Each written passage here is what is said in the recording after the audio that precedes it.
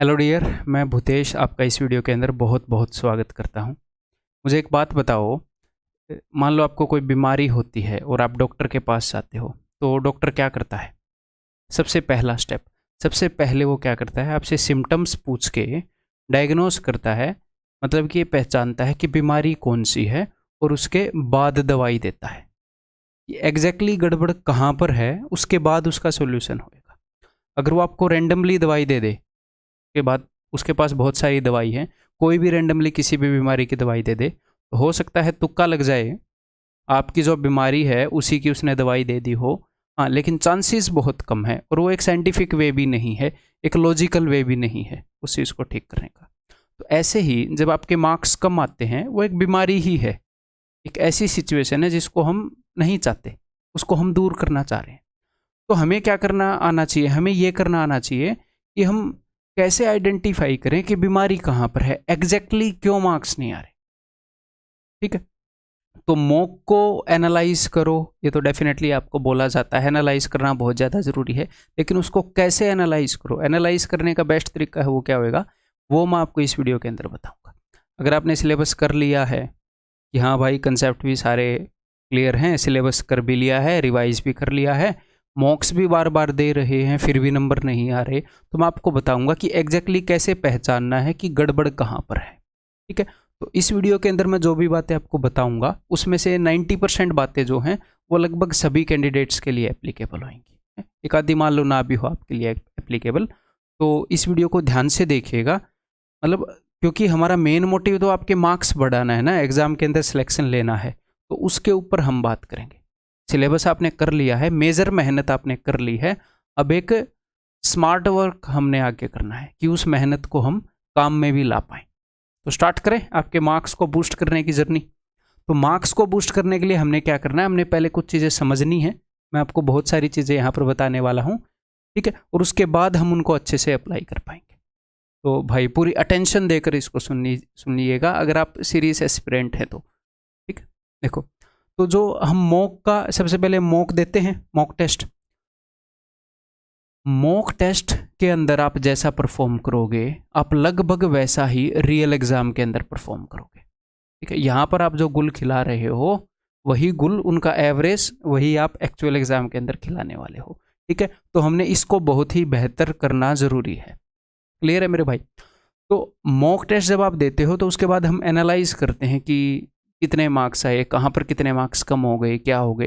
तो वो जो एनालिसिस है वो क्या है, वो एक डायग्नोसिस है कि बीमारी को रिकॉग्नाइज करना है, जैसा कि मैंने आपको बताया कि यहाँ पर बीमारी है। और सबसे पहला स्टेप है कि एक्चुअल में बीमारी को पहचानना। फिर दूसरा स्टेप है कि फिर ये भी तो पता होना चाहिए, मान लो डेंगू हो गया तो डेंगू के लिए दवाई कौन सी चाहिए ये भी तो पता होना चाहिए, इसके लिए भी तो डॉक्टर के पास जाओगे। तो यहाँ पर दो स्टेप हैं, दो स्टेप बहुत ही अच्छे से आने चाहिए। एक तो ये पहचानना कि नंबर क्यों नहीं आ रहे, और अगर इस वजह से नंबर नहीं आ रहे तो इस वजह का इलाज क्या है, इसका ट्रीटमेंट क्या है, ये दोनों स्टेप मैं यहाँ पर कवर करने वाला। ठीक, तो सबसे पहले हम क्या करेंगे, मैं ये अज्यूम करके चल रहा हूँ कि आप मॉक्स देते हैं। ठीक है, तो और हर एक लेवल का प्रॉब्लम मैं यहाँ पर डिस्कस करूँगा, तो आप किसी भी लेवल की तैयारी आप कर चुके हैं, आपकी बात कहीं ना कहीं होगी इसके अंदर। ठीक है, मैं ये अज्यूम करूंगा कि आप मॉक्स देते हैं, तो आपने क्या करना है, मॉक देने के बाद आपके पास 3 तरह के क्वेश्चन होंगे। एक तो वो वाले क्वेश्चन जो आपने ठीक किए हैं, एक वो वाले क्वेश्चन जो आपने गलत कर दिए हैं, ठीक है, नेगेटिव मार्किंग यहाँ पर आपने भुगती है, और एक वो वाले क्वेश्चन जो आपने स्किप कर दिए हैं। ठीक है, तो हमने करना क्या है, जो ये ठीक क्वेश्चन है ना, इनमें भी 2 तरह के क्वेश्चन होते हैं। एक तो ऐसे क्वेश्चन होते हैं जो आते हैं, आपको आता है, आपने ये चीज़ सीखी है, आपने ये चीज़ अर्न कर ली है, अब इसके अंदर आप कभी भी गड़बड़ नहीं खाओगे। लेकिन जो ठीक किए हैं उनमें भी कई ऐसे क्वेश्चन होते हैं जो आपने तुक्के मारे हैं। सर ये कैसी बात कर रहे हो, वो कैब में कई बार आप मॉक टेस्ट के अंदर ये कि शायद ये यही होगा, मार देते हो, और मान लो वो ठीक हो गया, मान लो वो ठीक हो गया, लेकिन आपने तो तुक्का मारा था और वो एक्चुअल में ठीक हो गया। तो ठीक क्वेश्चन को आप देखते ही नहीं हो।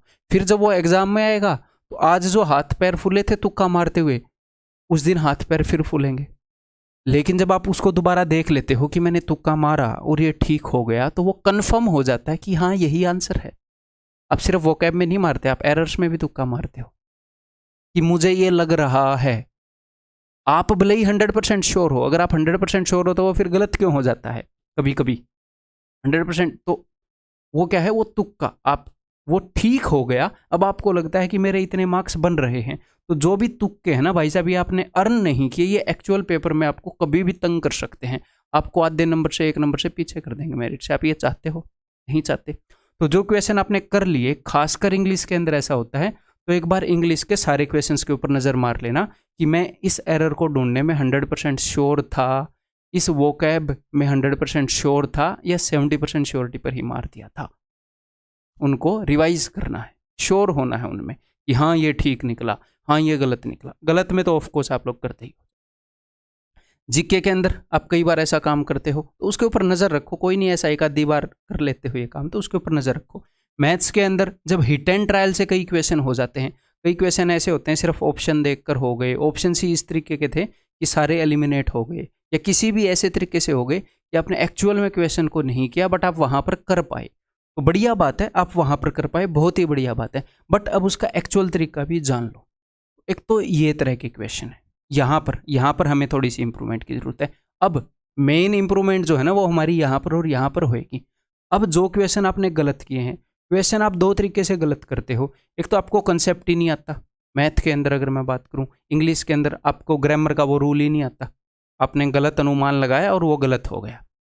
ठीक, आपको वो नहीं आता था, आपने गलत तरीके से कर दिया, आपको फॉर्मूला गलत याद था, जो भी ऐसी चीज़ें हैं, या फिर जीके में भी आप गलत सोच के बैठे थे, आपने गलत कर दिया। ठीक है, तो एक तो ऐसी चीज़ है जो आपको आती ही नहीं है, और एक ऐसी चीज़ है जो आपको आती है, सिली मिस्टेक हो गई, गड़बड़ी हो गई। तो ये क्वेश्चन वो हैं जो आप अर्न कर चुके हो, मेहनत कर चुके हो, फिर भी गलत हो जाते हैं। और आपके हर एक मॉक के अंदर कभी कभी मैथ में मैं बच्चों के देखता हूँ कि 3-3, 4-4 सिली मिस्टेक कर रहे हैं। 4 सिली मिस्टेक का मतलब पता है, 4 क्वेश्चन के 8 नंबर मिलने थे, आप कितने लेकर बैठे हो? आप लेकर बैठे हो जी -2, 10 नंबर पीछे हो गए। पॉजिटिव में जाने के बजाय आप नेगेटिव चले गए, बहुत बड़ी गलती है। समझ रहे हो? 2.5 नंबर का लॉस होता है, 2 नंबर का लॉस नहीं होता, और ये इजीली ठीक किया जा सकता है। कभी कभी इसके अंदर पैटर्न देखने को मिलता है। क्या पैटर्न देखने को मिलता है कि भाई, मैं जस्ट आपको एग्जाम्पल दे रहा हूँ कि ट्रिग्नोमेट्री के अंदर कभी कभी थीटा पुट करके हम क्वेश्चन करते हैं, तो हम इतनी जल्दबाजी में थीटा को पुट करते हैं कि गलत वैल्यू पुट कर देते हैं। और कभी कभी सिंप्लीफिकेशन का क्वेश्चन कर रहे हैं, इतनी जल्दबाजी में क्वेश्चन को सोल्व कर रहे हैं कि छोटी मोटी प्लस माइनस की गलती कर दी और वो ऑप्शन वहाँ पर मिल गया या नन ऑफ दिस मिल गया। तो ये सारी गलती होती हैं हड़बड़ी के कारण, जल्दबाजी के कारण। तो आपने करना क्या है, अगर आप इसके अंदर कोई पैटर्न देखो कि यार इस तरह के क्वेश्चन में बार बार गलत कर रहा हूँ, या मैं इस तरह की गलती बार बार कर रहा हूँ, तो आपने क्या करना है, उसको लिख लो। कोई एक नोटबुक बना लो, उसके अंदर लिख लो पिछले मॉक टेस्ट के अंदर ये सिली मिस्टेक की थी। जब अगला मॉक टेस्ट दोगे तो उस पेज को एक बार देख लो कि मेरे को ये गलतियां नहीं करनी भाई, ये सबसे गंदे क्वेश्चन है, मेरे को आते हैं, मेहनत की है, फिर भी नहीं हो रहे। सबसे गंदी गलती आपकी ये है उस एग्जाम के अंदर, ये कम करनी है। तुरंत इंप्रूवमेंट आएगा, तुरंत 130 से 140, बस थोड़ा सा कंसियस हुए, 130 से 140, 10 नंबर का जंप मायने रखता है थोड़ा सा कंसियस होने पर ही। तो ये गड़बड़ी नहीं करनी, ठीक है। और कुछ गलत हुए जो आपको कंसेप्ट नहीं आते, तो यहाँ पर आपको क्या करना है, अब आपको या तो इस कंसेप्ट को रिवाइज कर लो, या उस चैप्टर के अंदर हो सकता है आप सिमिलरिटी वाले क्वेश्चन में फंस रहे हो, आप जिन भी रेशियो एंड प्रोपोर्शन के खास क्वेश्चन में फंस रहे हो, जो भी क्वेश्चन गलत है, हो सकता है वो एक ही कंसेप्ट है जो आपका वीक है, तो इसके ऊपर खास ध्यान दिया करो मॉक टेस्ट के बाद। आगे से ये गलत नहीं होना चाहिए, आगे से ये जो क्वेश्चन है ये कहाँ पर आ जाना चाहिए, ये यहाँ पर आ जाना चाहिए। आपका मेन काम है कि इन क्वेश्चंस को उठाकर यहाँ पर शिफ्ट करना, इन क्वेश्चंस को यहाँ से यहाँ पर शिफ्ट करना, आता है में डालना, चीज़ों को, सिली मिस्टेक्स को आता है में डालना, मेन आपका ये काम है। तो ये धीरे धीरे होएगा, ये नहीं है कि एक मॉक में 120 से 160 आ जाएंगे ना, धीरे धीरे होएगा। कभी 3 नंबर उठ के डल जाएंगे, कभी 4 नंबर उठ के डल जाएंगे, over a period of time. अगर आप अच्छे से ऑब्जर्व करते रहोगे तो जब तक आपका एग्जाम आएगा हम 20, 25, 30 नंबर यहाँ से उठाकर यहाँ पर डाल सकते हैं।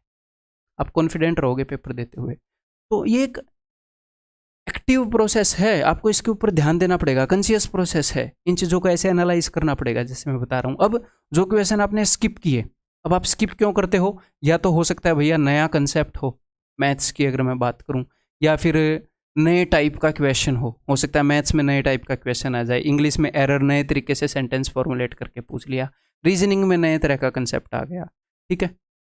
जीके तो भाई क्या बताऊँ, ठीक है। तो नया कंसेप्ट हो तो आप क्या करोगे, अगर नया कंसेप्ट है तो उसको अपने नोट्स के अंदर, जो भी आपने कंसेप्ट नोट्स बनाए हैं, नए टाइप का क्वेश्चन आ गया तो उस टाइप के क्वेश्चन उसको अच्छे से स्टडी करना है उसी वक्त। आपको क्या लगता है कि जो मैथ के अंदर इंप्रूवमेंट होती है वो कैसे होती है, वो एक बार में हो जाती है? नहीं, ऐसे ही होती है, ऐसे ही मैथ की नॉलेज बढ़ती है। किसी मॉक टेस्ट के अंदर 2 चीज़ें नई सीख ली, किसी के अंदर 3 नई चीज़ें सीख ली। मेन मैथ आपने सिलेबस कर लिया, अब थोड़ी थोड़ी चीज़ें ऐड करनी बाकी हैं।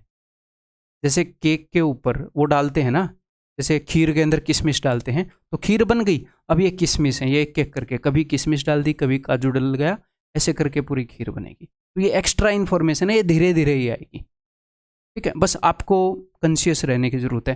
तो आपने क्या करना है, यहाँ पर बढ़िया वाली रिसर्च करनी है, अपने नोट्स में ऐड कर देना है, ताकि आगे से ये जो क्वेश्चन है भाई साहब ये यहाँ पर आ जाए, ठीक है। नेक्स्ट, आपको कंसेप्ट स्ट्राइक नहीं हुआ, ये मैक्सिमम बंदों की वो होगी, क्योंकि नए कंसेप्ट भी इतने ज़्यादा नहीं आते भैया, नए कंसेप्ट ही बहुत ज़्यादा आ रहे हैं, उनके कारण आपके मार्क्स कमा रहे हैं। मेनली क्या होता है कि सिले मिस्टेक कर देते हैं कुछ जगह, और कुछ जगह कंसेप्ट स्ट्राइक नहीं हुआ, यानी कि क्वेश्चन जो आपको कंसेप्ट आता है उसके ऊपर बेस्ड था, बट आपको दिखा नहीं कि ये उसके ऊपर बेस्ड था।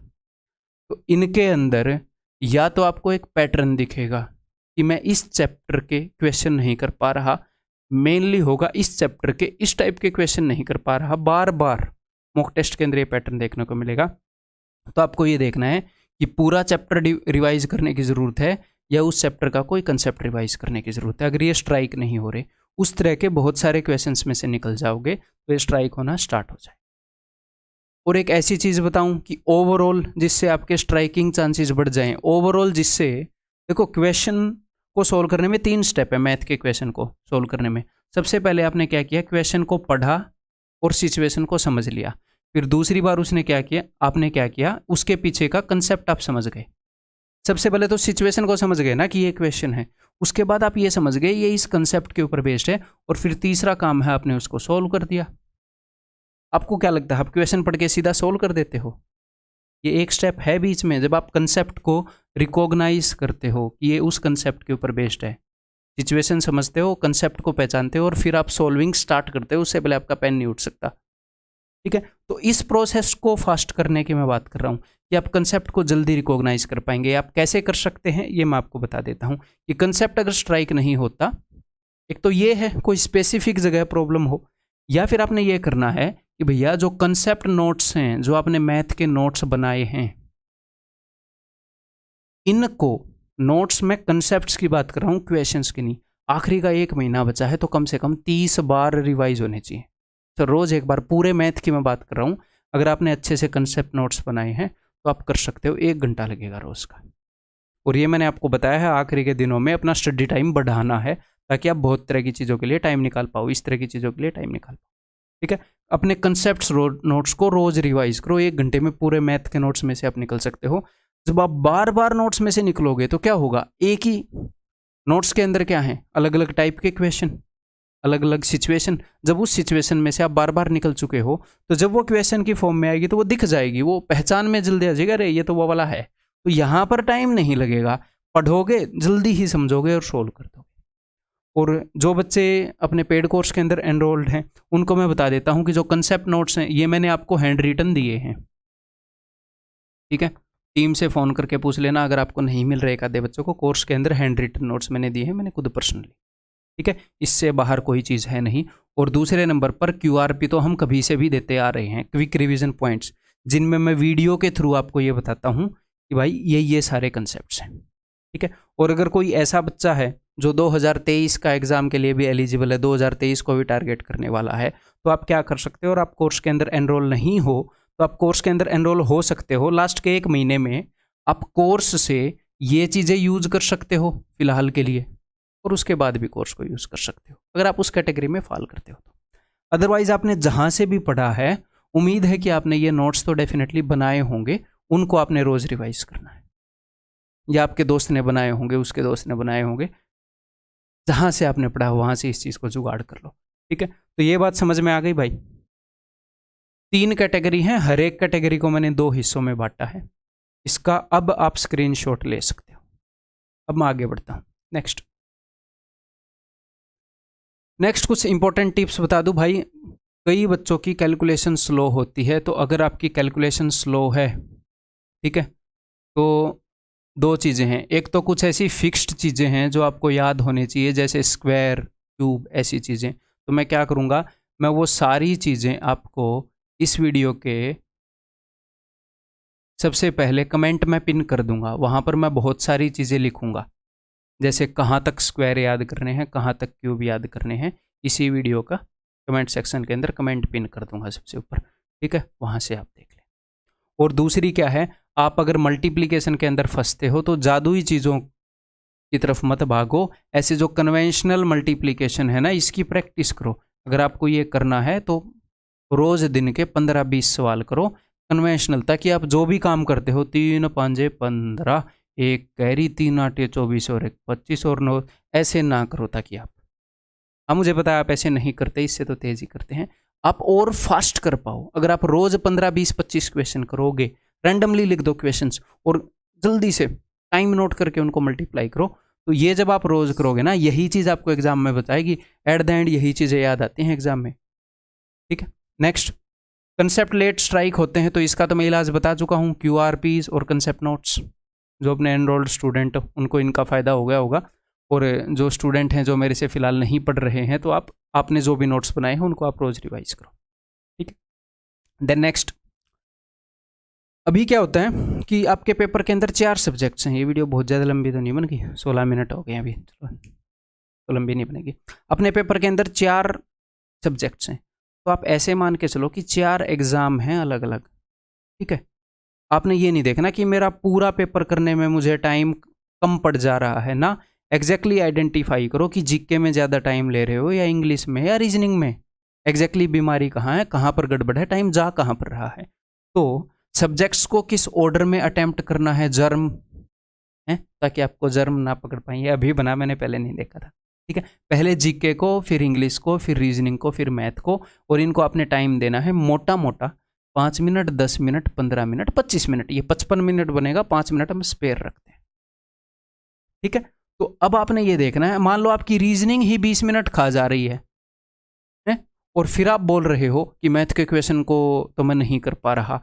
अब बीमारी मैथ में ढूंढ रहे हो, है रीजनिंग के अंदर बीमारी। आप इंग्लिश के अंदर 15 मिनट ले रहे हो, तो बीमारी इंग्लिश में है, एंड में मैथ्स के लिए टाइम कम बच जाएगा, आपको समझ में ही नहीं आ रहा टाइम। तो एग्जैक्टली आइडेंटिफाई करो कि भाई कहाँ पर मैं गड़बड़ कर रहा हूँ, किसको कितनी टाइम की ज़रूरत है, किसको मैं ज़रूरत से ज़्यादा टाइम दे रहा हूँ।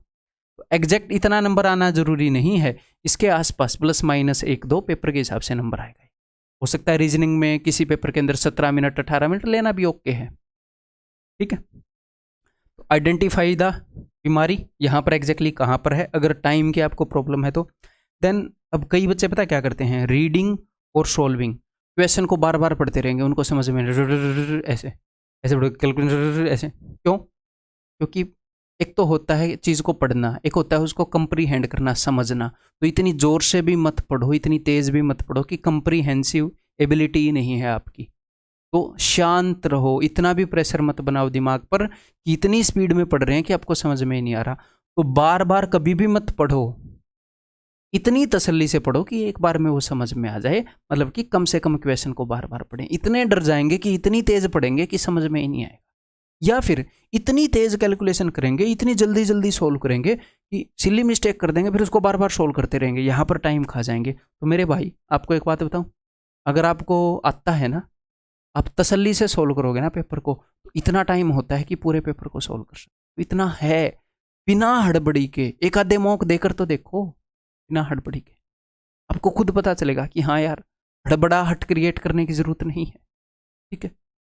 देन नेक्स्ट, मतलब कि हमारे पास इतना टाइम है कि हम पेपर को विद इन टाइम सोल्व कर सकते हैं इजीली, अगर हम गलती ना करें तो इस टाइप की ये गलतियां हैं। जब आप ये गलतियां करते हो तो आपके पास टाइम कम पड़ जाता है, फिर आपको लगता है मैं तो इतनी हड़बड़ाहट में था फिर भी टाइम कम पड़ गया, तो पता नहीं सुपर वुमैन ही कोई चाहिए सोल्व करने के लिए। नहीं, शांति से पढ़ो, शांति से सोल्व करो, जो नहीं आता उसे रिकॉग्नाइज करो, इम्प्रूव करो। द नेक्स्ट, अब मान लो किसी बंदे के 50% मार्क्स या 50% से कम आ रहे हैं, तो इसका सीधा सीधा मतलब पता है क्या है कि आपने सिलेबस उतने अच्छे से पूरा नहीं किया है। अपने पास 4 सब्जेक्ट हैं, या तो आपका कोई एक सब्जेक्ट भयंकर ही वीक है, या आपके 2 सब्जेक्ट भयंकर ही वीक हैं, या हो सकता है आपने चारों सब्जेक्ट में आधा आधा ही सिलेबस किया है, 80% ही सिलेबस किया, आपने अच्छे से कवर नहीं किया है। तो ये चीज़ आप रिकॉग्नाइज कर लेना। अगर आपके 100 या उससे भी कम नंबर आ रहे हैं 200 में से, ये एग्जैक्टली प्रॉब्लम क्या है, सारे ही सब्जेक्ट वीक छोड़े हुए हैं, या किसी 2 सब्जेक्ट का 3 सब्जेक्ट का मेजर पोर्शन छोड़ा हुआ है, या एक सब्जेक्ट ही पूरा छोड़ा हुआ है, जिक्के में ऐसे ही घूम रहे हो अंडा लेके 2 नंबर लेके। ठीक है, तो ये आप एनालाइज कर लेना। तो पहले सिलेबस पूरा करो। बिना सिलेबस पूरा किए कोई संजीवनी बूटी नहीं है जो आपको एग्जाम करा देगी। ठीक है, देयर इज नो शॉर्टकट। तो भाई इस वीडियो के अंदर इतना ही। उम्मीद है कि काफ़ी फ्रूटफुल ये वीडियो आपके लिए रही होगी, और सिर्फ वीडियो देखने से कुछ नहीं होएगा, अब इन सारी चीज़ों को आप अप्लाई भी करोगे हैं तो ही आगे रिजल्ट आएगा। ठीक है, तो आपको वीडियो कैसी लगी डेफिनेटली वीडियो के नीचे कमेंट करके बताओ यार, अच्छा लगता है। सिर्फ मैं बोल रहा हूँ, वन वे कम्युनिकेशन, आप भी सामने से कुछ बोलो। ठीक है, बाकी किसी और बढ़िया वीडियो के अंदर मिलते हैं। Bye bye.